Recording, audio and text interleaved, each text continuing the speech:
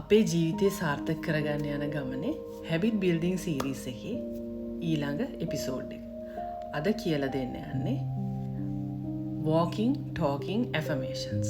මම කිව්වා අපි අපේ goals affirmations විදියට, ඒ කියන්නේ already උනා කියන විදියට අපි ලියලා තියාගෙන උදේටයි හවසටයි මේක බලනවා, මේක ගැන හිතනවා, ඒ වගේ ඒ වෙනුවෙන් අපි විනාඩි 5ක් ගත කරනවා කියලා.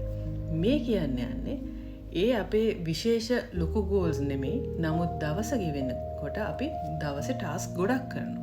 උදේට නැගිටිනවා, කෑම බීම හදනවා, ඔෆිස් එකට යන්න පිටත් වෙනවා, ඔෆිස් එකට යනවා, ඔෆිස් එකෙත් අපි ඒ කරන ටාස්ක් කරනවා. ඔෆිස් යන කෙනෙක් නම් එහෙම නැත්නම් ගෙදර අපි අස් කරනවා, අපි එතකොට අපේ බිස්නස් වැඩ කරනවා. ඒ වගේ දේවල් අපේ දවස පිටලා තියෙන ටාස්ක් වලින්. මේ walking talking affirmations වලදී අපි කියන්නේ ඔයා වැඩේ පටන් ගන්න ඉස්සෙල්ලා ඒ වැඩේ already සාර්ථක වුණා කියන මයින්ඩ්සෙට් එකෙන් තමයි වැඩේ පටන් ගන්න ඕනේ. උදාහරණයකට මම මගේ කෝචින් සෙෂන් එකක් පටන් ගනිද්දි හිතනවා මේ කෝචින් සෙෂන් එක මාර ලස්සනට ඉවර වුණා. හැමෝටම ට්‍රාන්ස්ෆෝමේටිව් රිසල්ට්ස් හම්බ වුණා. ඒ විදිහට හිතලා තමයි වැඩේ පටන් ගන්න. එතකොට මට එනර්ජි එක තියෙනවා ඒක ලස්සනට ඩිලිවර් කරන්න. මොකද මගේ හිත ඇතුලේ විශ්වාසය ඇවිල්ලා ඉවරයි already. මම මේ වැඩේ සාර්ථකව ඉවර කරා කියන මයින්ඩ්සෙට් එක. තේ එකක් හදන එකේ ඉඳලා ඔෆිස් එකට යන්න පිටත් වෙච්ච වෙලේ ඉඳලා ඔෆිස් එකේ කරන ප්‍රසන්ටේෂන් එක මොනවා වුණත් පටන් ගන්නකොටම ඔයා ඔලුවට දාගන්න නම් මම මේක මරුවටම කරලා තියෙනවා. මම හොඳටම කරා. හැමෝගෙම අප්‍රීසියේෂන් එක හම්බුණා. මම කෑමක් හැදුවා. මේ හදන්න ඉස්සෙල්ලා අපි හිතනවා මම හැදුවා ඒකට හැමෝම කැමති වුණා.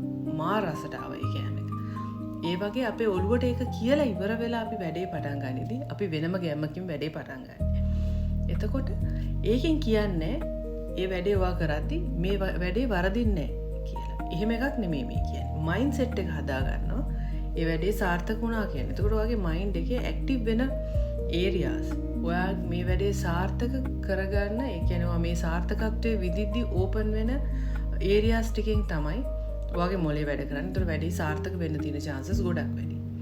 එහෙම කියලා මොනවාම හරි හේතුවක් හින්දා මේ වැඩේ සාර්ථක වුනේ නැත්තම් ඒ නමුත් අපිට ඒ අවස්ථාවට මුහුණ දෙන්න අවශ්‍ය ශක්තිය, ඒක ලස්සනට ෆේස් කරන්න ඕන ශක්තිය අපිට ලැබෙනවා.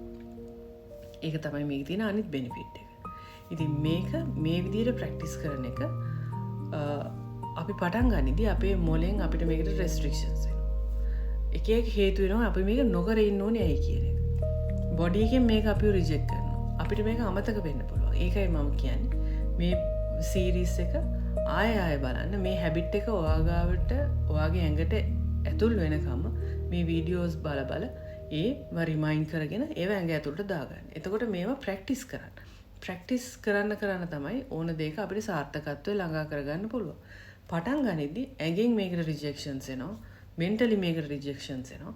අපි මේකට එක එක හේතු හදා ගන්නවා.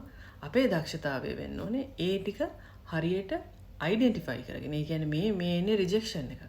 මම මේක නැවිගේට් කරලා මම මෙතනට යනවා කියන මයින්ඩ්සෙට් එකේ ධෛර්යය ඇති කරගෙන එතනට එන්නයි ඕනේ. ඒ හින්දා මේක try කරලා බලන්න.